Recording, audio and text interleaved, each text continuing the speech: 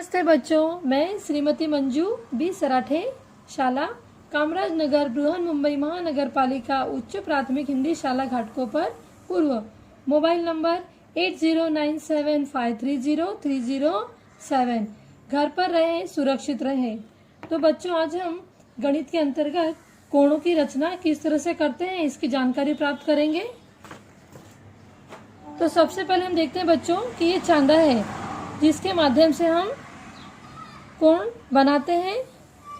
यदि हम तीलियों की सहायता से कोण बनाना सीखें तो देखिए बच्चों, हमने दो तीलियों को यहाँ पर रख दिया है और उसके बाद में ये शून्य कोण बना, क्योंकि दोनों तीलियाँ एक ही लाइन पर हैं, एक ही रेखा पर हैं। यदि हम इसमें से एक तीली को हटाते हैं तो यहाँ पर 40 अंश का कोण बन जाता है, और यदि हम इसे और हटाते हैं, सरका कर ऊपर ले जाते हैं तो ये 90 अंश का कोण बन जाता है इस तरह से। और यदि हम इसे और थोड़ा सा आगे ले जाते हैं तो 120 अंश का कोण बना। और जब हम इसे पूरी तरह से घुमाने के बाद यहाँ तक ले आते हैं तो बच्चों 180 अंश का कोण बनता है।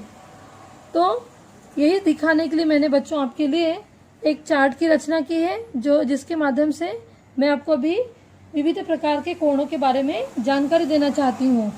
तो चलिए देखते हैं आगे।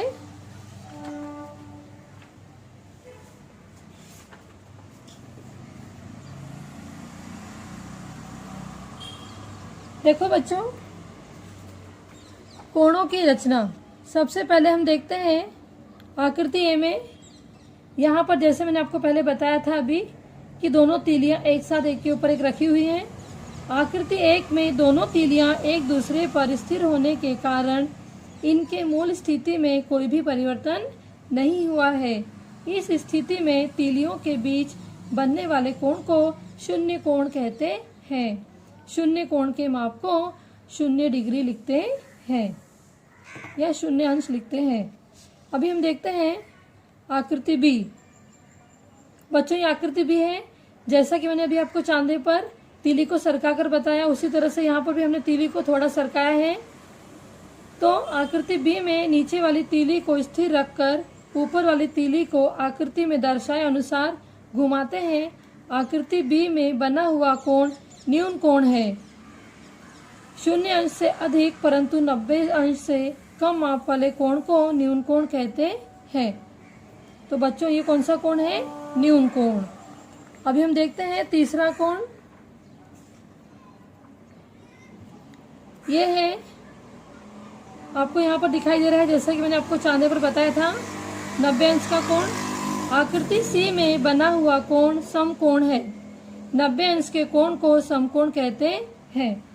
तो चलिए हम आगे के कोणों के बारे में जानकारी प्राप्त करते हैं।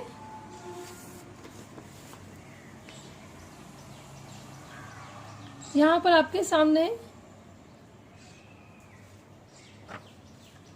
आकृति डी देखो बच्चों। आकृति डी में बना हुआ कोण अधिक कोण है। 90 अंश से अधिक परंतु 180 अंश से कम माप वाले कोण को अधिक कोण कहते हैं। देखो बच्चों, यहाँ पर ये जो कोण है ये 90 अंश से अधिक है परंतु 180 से कम है, इसीलिए हम इसे अधिक कोण कहते हैं।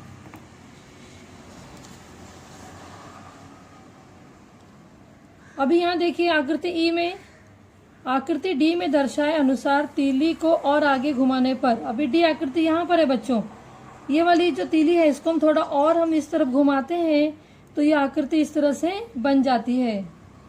आकृति ई की स्थिति हमें प्राप्त होती है। ऐसी स्थिति में बने हुए कोण को सरल कोण कहते हैं। सरल कोण का माप 180 अंश होता है। तो बच्चों, ये जो आपको आकृति दिखाई दे रही है इससे हम सरल कोण कहते हैं और इसका माप होता है 180 अंश। तो चलिए आगे देखते हैं। जब हम तीली को उसी दिशा में और नीचे घुमाते हैं, जैसे कि आप लोग आकृति ई में देख रहे हो, आकृति ई में दर्शाए अनुसार तीली को पुनः आगे घुमाने पर आकृति एफ का कोण प्राप्त होता है। ये देखिए, इस तीली को हमने थोड़ा और नीचे की तरफ घुमाया तो हमें इस तरह की आकृति नजर आती है। यह कोण 180 अंश से अधिक है। ऐसे कोण को प्रतिवर्ती कोण कहते हैं। प्रतिवर्ती कोण का माप 180 अंश से अधिक तथा 360 अंश से कम होता है। हमें इसे ध्यान में रखना है। अभी हम देखते हैं आकृति जी में। बच्चों, हमने इसी तीली को इसी दिशा में फिर से और यहाँ तक लाया तो हमें आकृति जी प्राप्त होती है। तीली पुनः अपनी स्थिति में आ जाती है। तो आकृति एफ की तीली को आगे घुमाने पर वह एक चक्कर पूर्ण करके आकृति जी के अनुसार पुनः अपनी मूल स्थिति में आ जाती है। सरल कोण तक 180 अंश तथा सरल कोण के बाद 180 अंश, इस प्रकार कुल 360 अंश तीली घूम चुकी है। इस प्रकार बनने वाले कोण को पूर्ण कोण कहते हैं। पूर्ण कोण का माप 360 अंश होता है। तो बच्चों, आज हमने अलग अलग प्रकार के कोणों के बारे में जानकारी प्राप्त की। आशा करती हूँ आपको मेरा ये वीडियो पसंद आया होगा, और यदि पसंद आया हो तो सब्सक्राइब करना न भूलें। धन्यवाद।